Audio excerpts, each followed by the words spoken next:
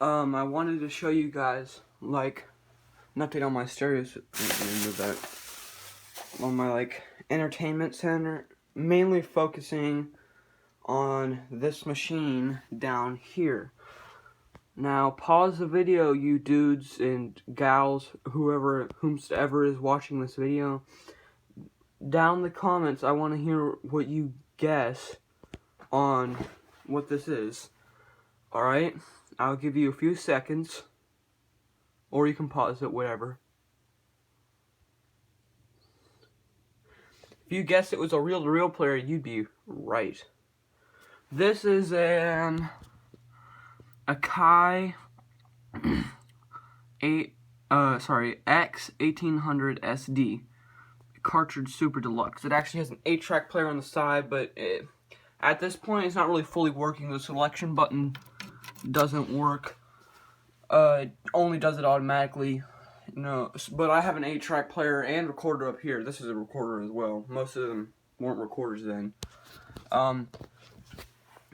So, in case you're wondering, it actually plays music. This is just like a big old cassette tape. That's actually almost exactly what it is. Let me get a cassette tape right here. I'll get a clear one. See, you've got the 2 reels in here. It's just the same thing here, just a lot bigger and a lot older. This is probably from, I believe it's from the late 70s, or no, not late 70s, late 60s or early 70s. And you have to go all through here with that tape. And the heads are right there, right here. And I'll show you. So I got to turn on my system, turn it to auxiliary, because that's where I have it plugged into. Alright, and if we press power, I have it on automatic, which is this little switch right here. So it'll turn off if nothing happens. Oh, they're the UV meters, or sorry, VU meters. You just gotta wait a minute to get into the tape. It takes a minute to warm up as well. I actually fixed this thing myself. Here, let me speed it up.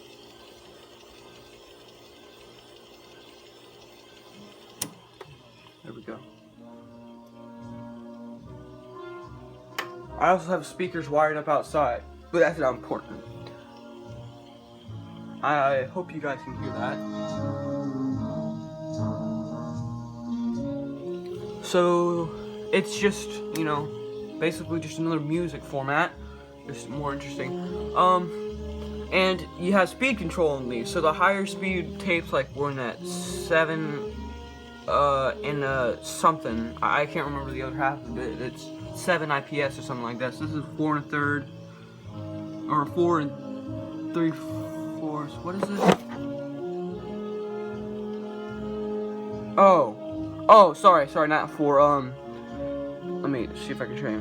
It's 3 3/4 IPS, or inches per second.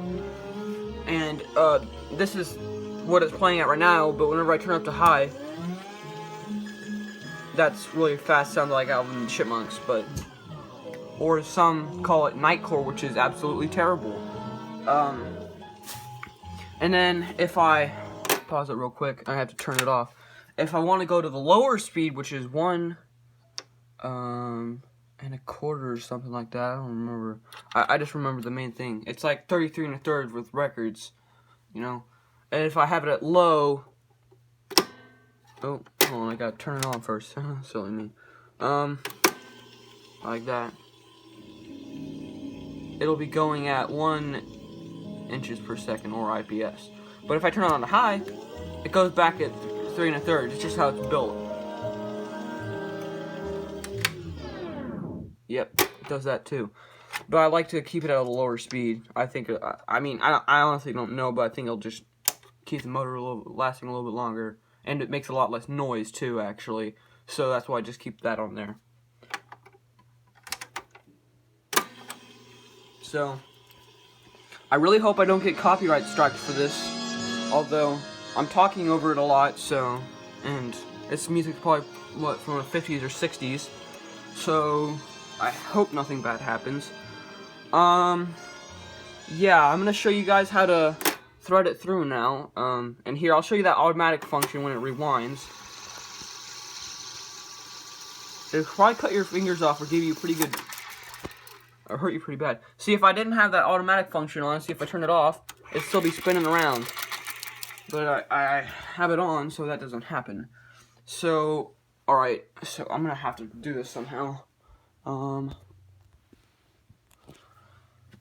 So, watch. You have to take the tape.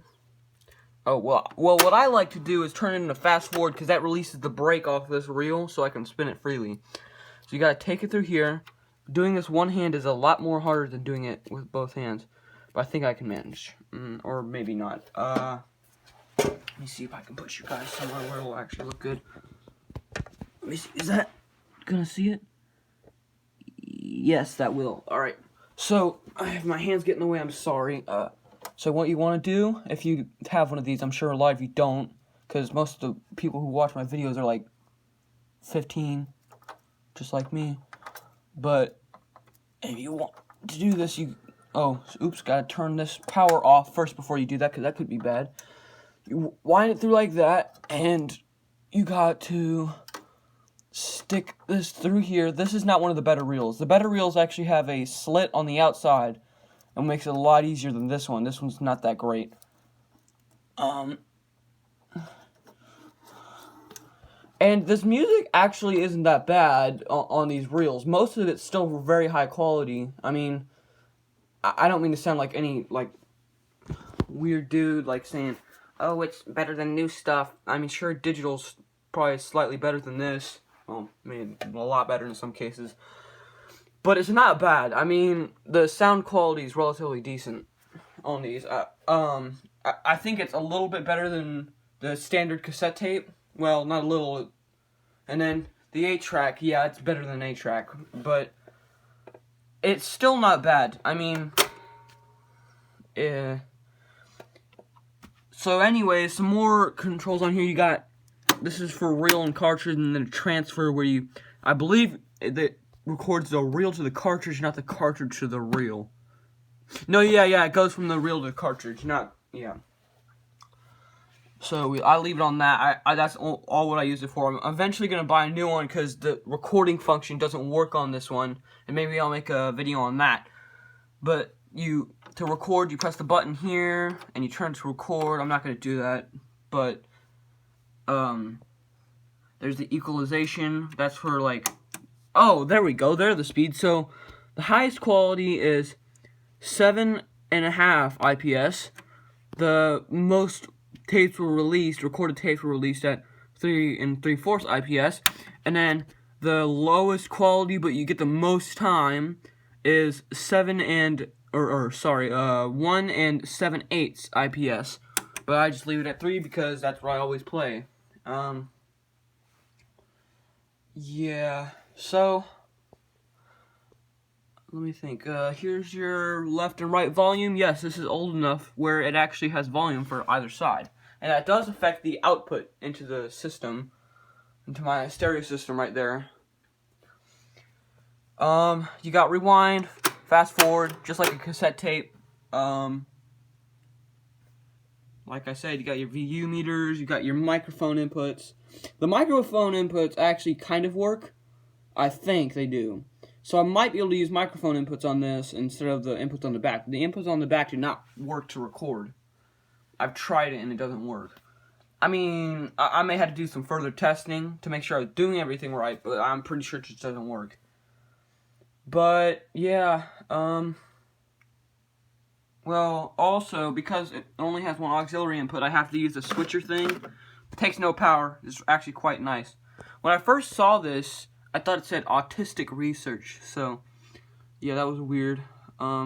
I don't know where I got this. I think I got it at a thrift store or something, but I'm sure you can buy it like on Amazon for like $2 or something. It doesn't even need electricity. It's just that simple. Like, it switches between my reel-to-reel and my tape player, which I think I'll make a video on. But that's probably gonna be another video. This is long enough, I think. Well, guys, I guess that's it. Bye, guys. Bye. Leave a like, subscribe, do something. I don't know. It's your life. You can do whatever you want with it. But, yeah. Alright.